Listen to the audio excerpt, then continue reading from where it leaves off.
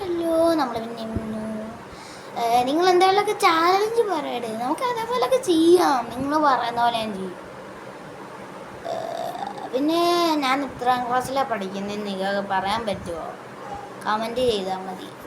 പിന്നെ നിങ്ങളുടെ വയസ്സും പിന്നെ നിങ്ങളുടെ പേര് കമൻറ്റ് ചെയ്യണം. പിന്നെ നല്ല പേര് ഞാൻ സെലക്ട് ചെയ്തിട്ട് ഞങ്ങൾക്ക് റിപ്ലൈ കൊടുക്കുന്നതായിരിക്കും.